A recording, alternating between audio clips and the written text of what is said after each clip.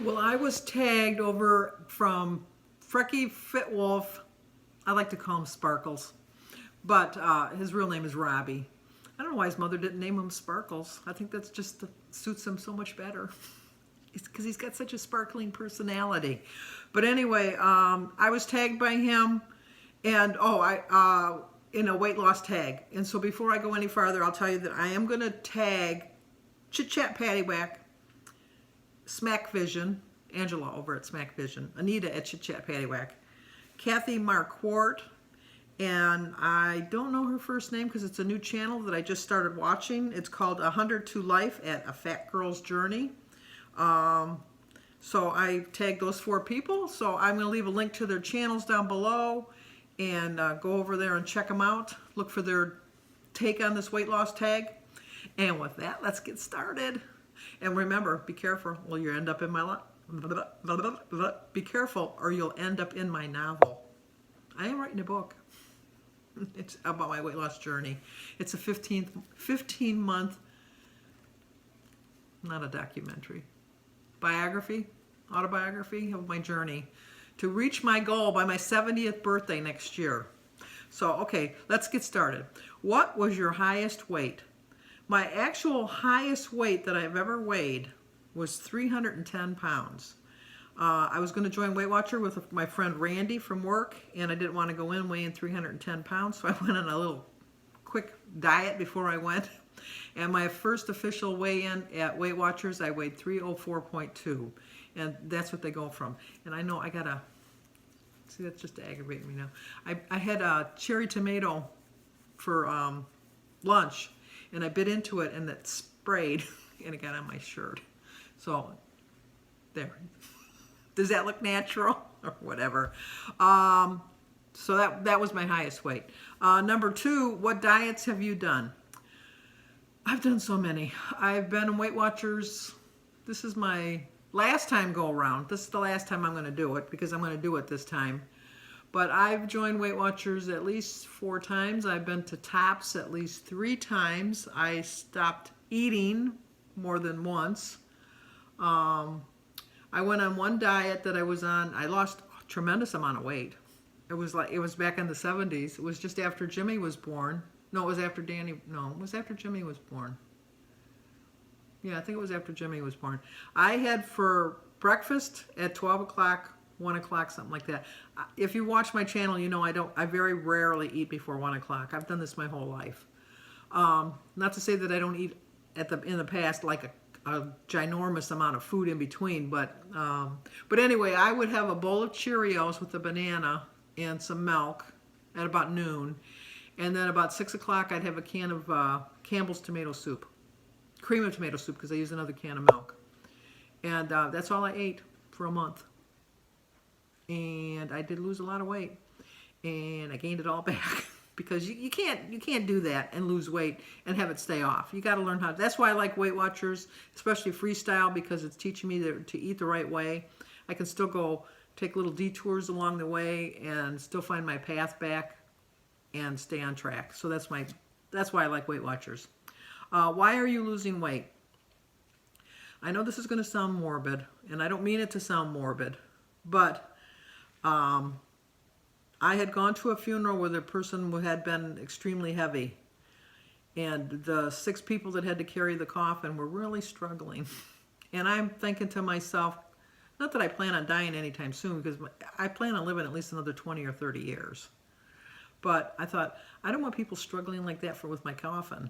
So I thought, no, I'm going to do that. And another reason I did it, one of the main reasons I did it, and Robbie was wondering what it was. He asked me to comment in the video, which I did, but I had gone to Sophia's concert, and was it Sophia's? It might have been Sebastian's.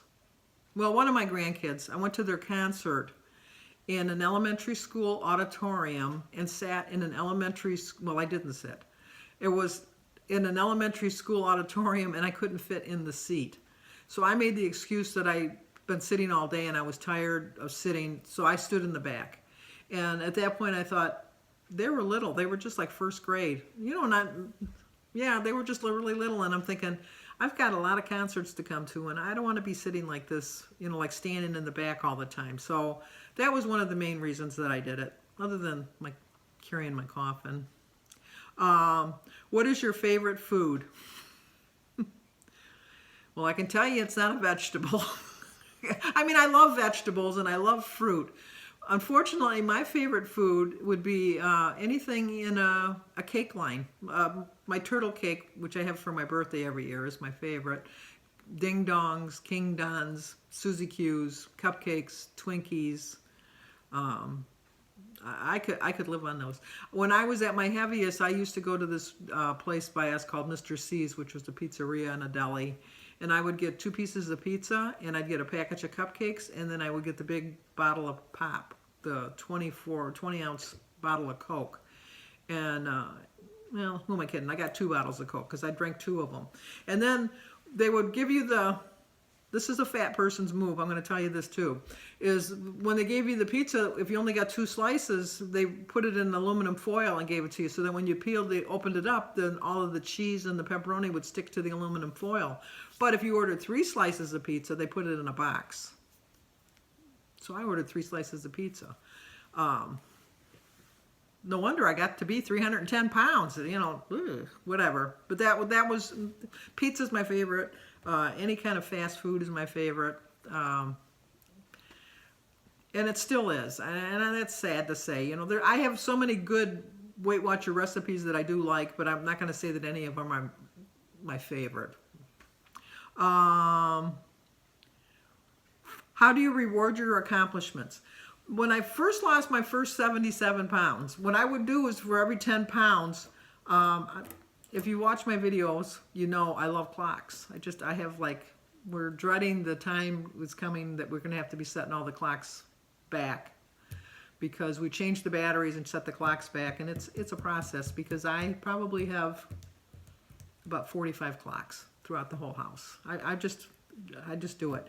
So what I did was I love watches too, and although I don't have one on right now, but I always said that when I lost got into the next set of digits, I was going to get a new watch band for my watches, and then it turned into I just got new watches.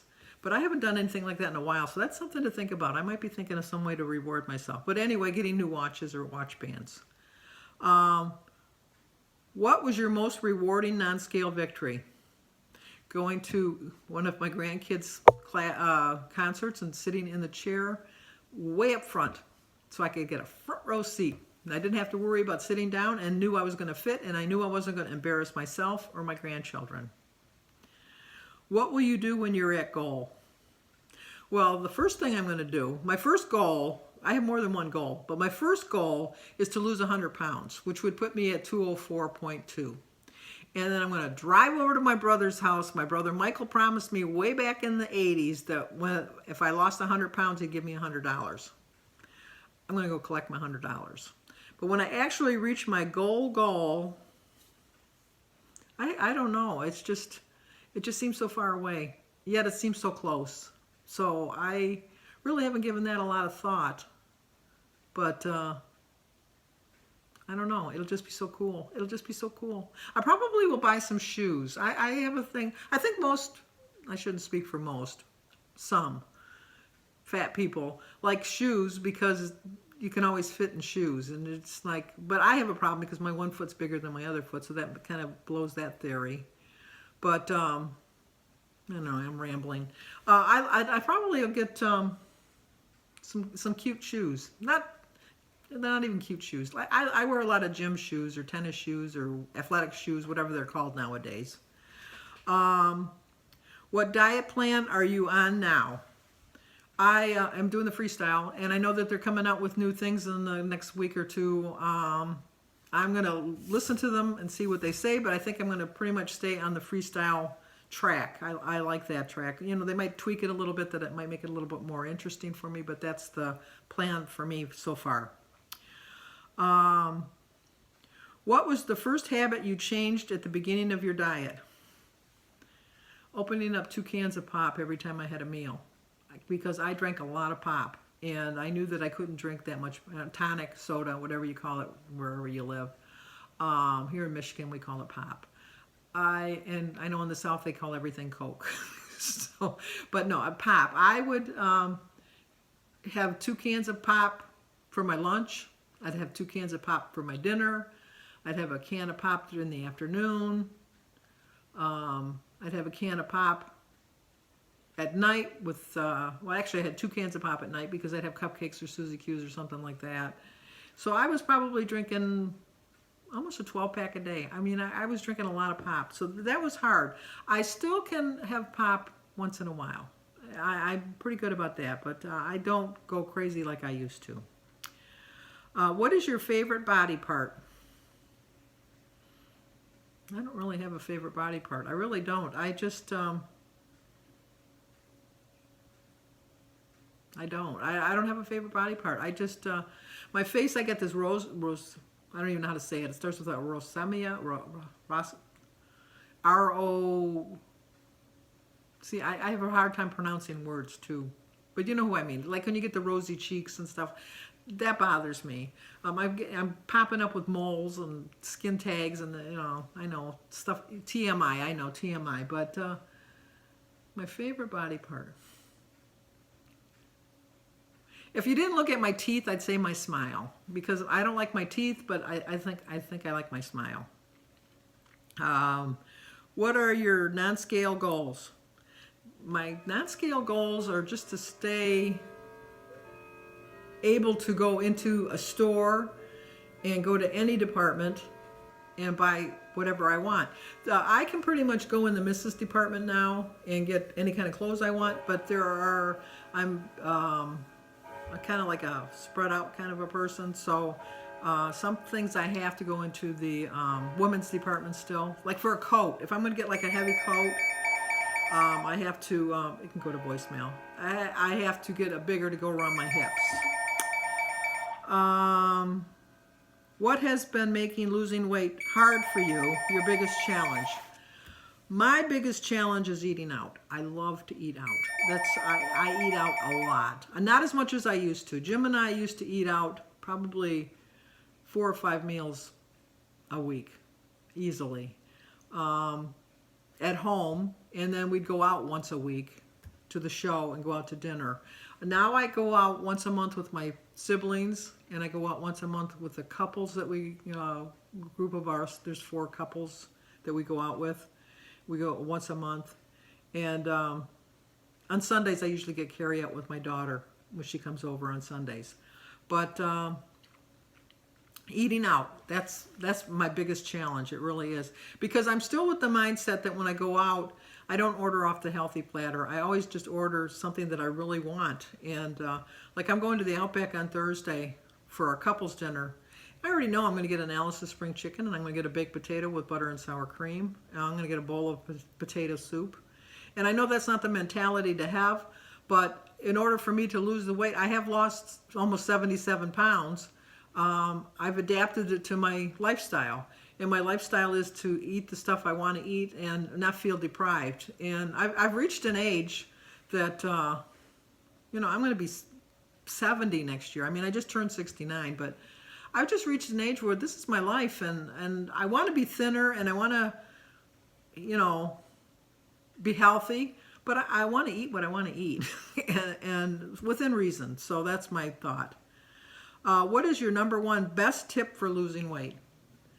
Mine is just to track. I mean, to be aware of what I'm putting in my mouth, be aware of what I'm eating every day. Like I said, I know I'm going to have a very high point. It's going to be like 75 or 80 points easily on Thursday. I know this. I know this before I even go. But for the week this week, I'm eating healthy. I'm eating more vegetables. I'm keeping that in mind. And just knowing it's just one day out of the month that I'm eating that poorly, because most months have at least 28 days. So I think if I've only eat poorly one day out of the 28 days, I think I'm doing pretty good. What advice would you have given yourself at your highest weight? One day you're going to have grandchildren, and you're going to go to their schools, and you're not going to fit in those chairs. You're going to be the matriarch of the family, and people are going to be depending on you for everything, and so you have to be at your best. You have to be at your top peak of being able to accomplish things, and you can't. I don't like to have people. I don't like to be dependent on people. So my biggest advice to myself would have been, you keep up on this track, you're going to be dependent on people, and that is not. There'll be a time in my life that I'm going to be dependent on people, and I know that my family will welcome it, not give me any hard time about it. But why do I want to rush that? I'm going to wait till I'm like 97 before I'm dependent on anybody. No, maybe 98. Well, for sure by the time I'm 99. What is your number one way to stay motivated? Just watching everybody on YouTube. They just give me, like, I have like my own little races within myself against different people and try to do a little bit better than them, or at least as well as them.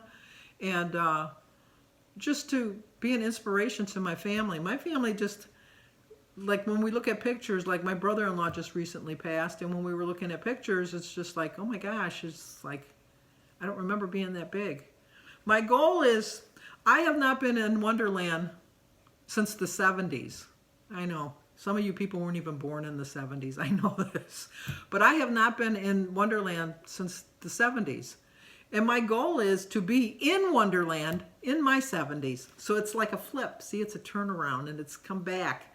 And that's my goal. That is my ultimate goal, to be into Wonderland. I mean, I'll obviously want to get there before the 70s, before I turn 70, but in 2020, that's my 70th year, even though it's all the way till September. My mother was good that way. She waited to the end of the year to have me. But it's just, that's my goal. That's my ultimate goal. And I'm going to do it. I know I'm going to do it.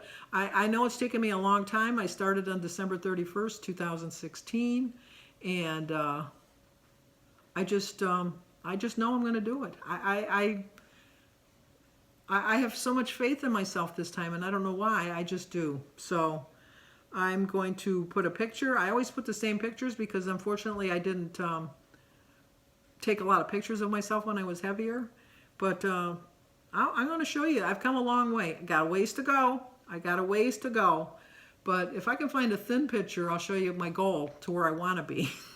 But I don't have too many thin pictures either, because my kids, when they were growing up, we took all kinds of pictures and I made them books, and then when they got married and left, I gave them their baby books, and so all my pictures basically are with my kids at their houses. So anyway, rambling on about nonsense. I wanted to once again remind you that I'm tagging Chit Chat Paddiwhack, SMAC Vision, Kathy Marquardt, and 100 to Life at Fat Girl's Journey. So thank you, Robbie Sparkles, for including me on this, and I'm really glad. I love doing tags, and I love sharing my journey with people, because I know that nobody gets there. I mean, you're doing the journey on your own, but I think with a lot of support, that's which helps you cross that finish line. And I am going to cross that finish line, and I'm going to be waving my banners and everything, and I'm just looking forward to it. So that's it for now. So give me a video a like, leave a comment, subscribe, and share.